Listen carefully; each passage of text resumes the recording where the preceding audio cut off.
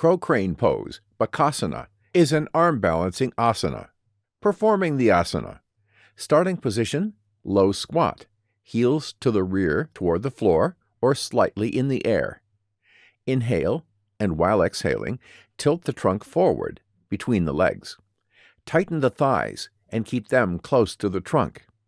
Place your hands on the floor near the legs. Hands should be placed at shoulder width. Fingers are spread and the hands push firmly against the floor. Rise on your toes and close the legs, bringing them toward the body. Elbows are flexed and the arms are pressed toward the lower leg. Elbows face outward, creating a cross between the arm and the lower leg. Place the knees on the arms. Inhale. With an exhalation, slowly and gradually transfer weight forward until toes lift off the floor. Bend the knees, raise the feet, and push strongly against the floor.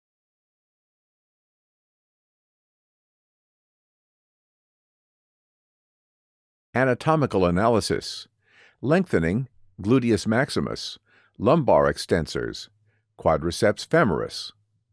Contracting, triceps brachii. Action, elbow extension. Wrist flexors. Action, wrist flexion.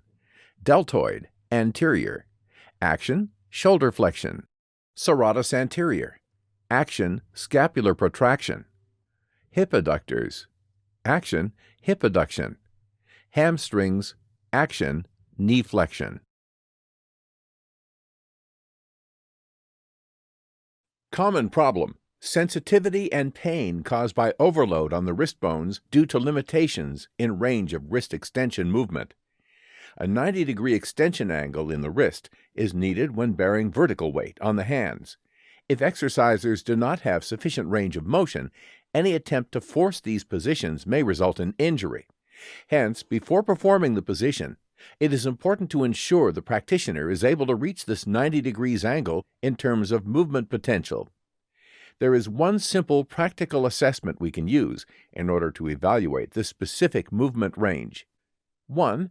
Proposed test of passive extension wrist range of motion. A. Bring forearms and hands together in a prayer position in front of the body.